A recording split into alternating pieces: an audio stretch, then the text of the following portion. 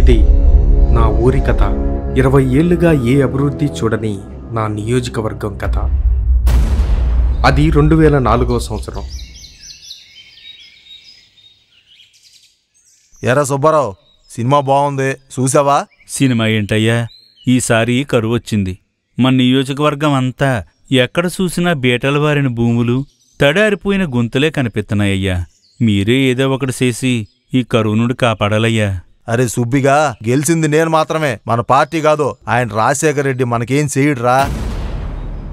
ముందైతే వెళ్ళి సినిమా చూడండి. 2009లో కూడా నన్నే గెలిపించాలి, అప్పుడు చూసుకుందాం ఇవన్నీ. ఏంట్రా చేసేది బొచ్చు? అయినా పోయినసారి చెప్పా కదా, మీ దరిద్రం పోవాలంటే నేను గెలిస్తే సరిపోదు, ఈ దిక్కుమాలిన ప్రభుత్వం పోవాలి. 2012లో సడన్ గా పార్టీ మారిపోయి, చూడండిరా, మీ బాగు కోసం మన గుడివాడ భవిష్యత్తు కోసమే పార్టీ మారాని తప్పితే ఏదీ లేదు. నన్ను ఈసారి గెలిపిస్తే ఇన్ని సంవత్సరాలు మీరు పడిన కష్టాలన్నీ ఒకే దెబ్బతో పోతాయి. లేకపోతే మీ బతుకులు ఇంకా ఈనమైపోతాయి. మీ ఇష్టం.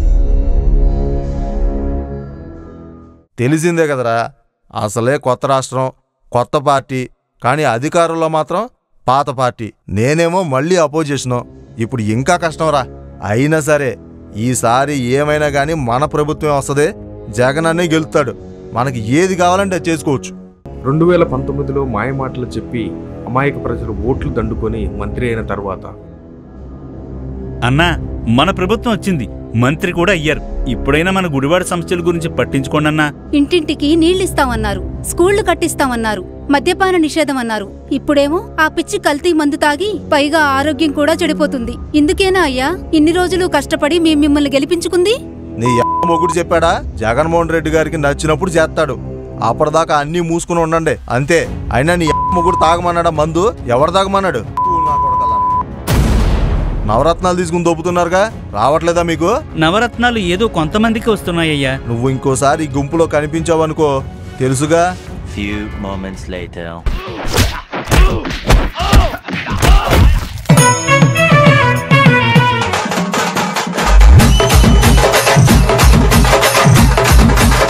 ఎంతటి దుర్మార్గం ఇది! నువ్వు మా పులి అనుకున్నాం, కానీ మమ్మల్నే గొర్రెల్ని చేసి వేటాడతామని అర్థం చేసుకోలేకపోయాం. ఛీ, వీడినా మనం నమ్మింది. ఆ బూతులేంటి వదినా? ఆ పేకాటేంటి, అమ్మాయిలేంటి? అసలు ఈ ఏడు పొలం ఎలా పండించాలో తండ్రిలా చూసుకోవాల్సినోడు తడిగుడ్డతో గొంతుకొచ్చాడు. దేవుడా, ఎన్నేళ్లైనా ఈ రోడ్లింతేనా?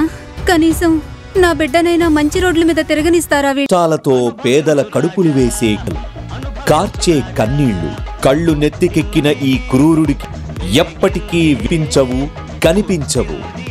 ఈ ముగింపు పలికే సమయం ఆసన్నమైంది.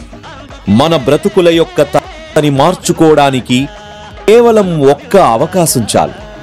ఈ కష్టాలతో పేదల కడుపులు వేసే కేకలు, కార్చే కన్నీళ్లు, కళ్ళు నెత్తికెక్కిన ఈ క్రూరుడికి ఎప్పటికీ వినిపించవు, కనిపించవు. 20 ఏళ్లు మోసానికి ముగింపు పలికే సమయం ఆసన్నమైంది. మన బ్రతుకుల యొక్క తలరాతని మార్చుకోవడానికి కేవలం ఒక్క అవకాశం చాలు. ఈసారి రాక్షసుడికి బదులు రాముడికి ఓటు వేద్దాం. గెలిపించుకుందాం వెనిగండ్ల రామన్నని, మార్చుకుందాం గుడివాడని.